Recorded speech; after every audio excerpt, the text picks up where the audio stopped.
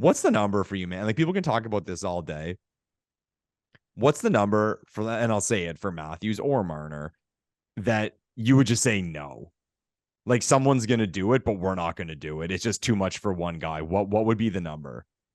The number would probably be 13 plus.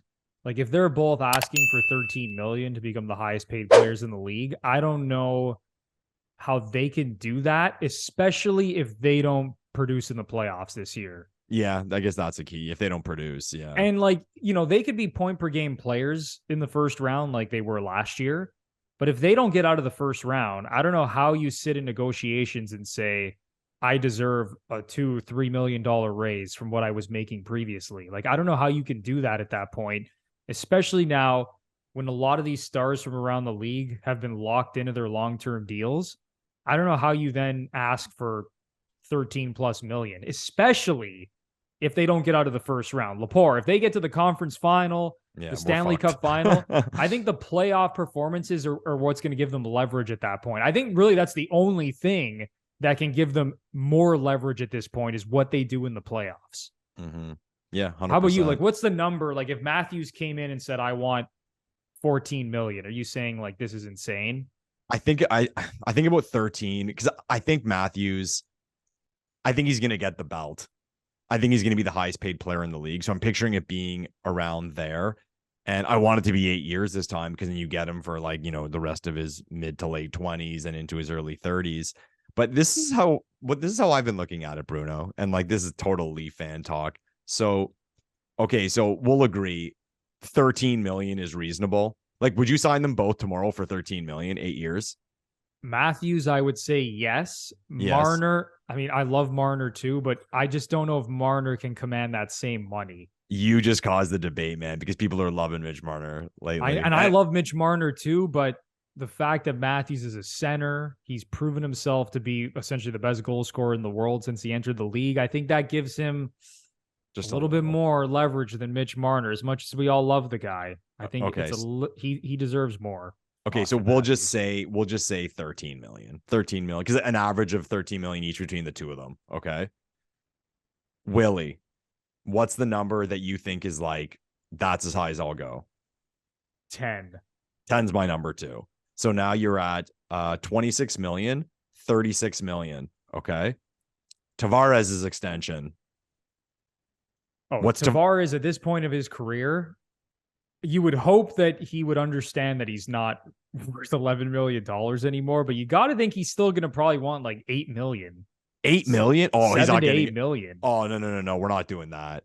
No way, so Bruno. You're only re-signing Tavares then if he asks for like 5 million. Bro. I think you could even do less, man. Really? I'm calling out JT on the hometown GTA discount.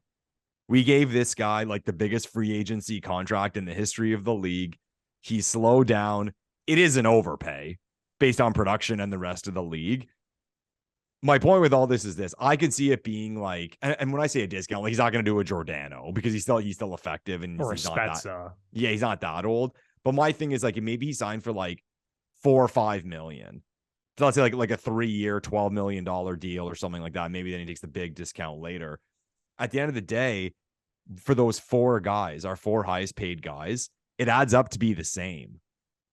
So again, my reference still earlier, around 40 million. So my reference earlier to percentage of the cap, in a few years that could look really, really good. I mean, we're doing it now, and we're 4th in the league now. So, I mean, Tavares will slow down, but if he's getting that much less, I'll take it. But 8 million, man. No, 8 million, John, you're gone, man. Because the thing is, too, 8 million, you have to expect term. And would you say if John Tavares was in free agency this summer, someone would give him like an 8 times 5? I think so. Oh, fuck. I think there'd be a team out there that would, because he's not that old, Lepore. Like, he's 32. He's still around a point per game player. He's having a good year. He's the captain of the team. I don't think this guy is going to take like a huge pay cut. He'll take a pay cut, of course, but I don't think he's going to take as big of a pay cut as people might think. I think who would do it though? Like that's what I'm trying to think. I don't think a competitive team would do it. Like we're going to talk about them in a bit. Stützle just signed for 8. Stützle is going to be making $8 million a year for the next 8 seasons starting next year.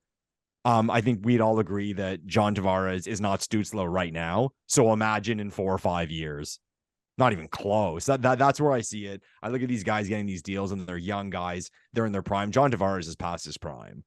And I love him. I think he's a great player. And before I said an overpay, I don't think it's a crazy overpay. I just think it's a free agency signing. So that's what you do.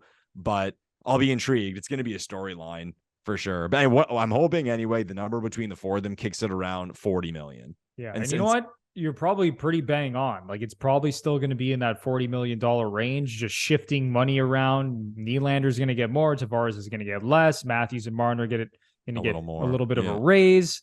And it's probably going to be around the same percentage of the cap, especially if it continues to go up. Yeah.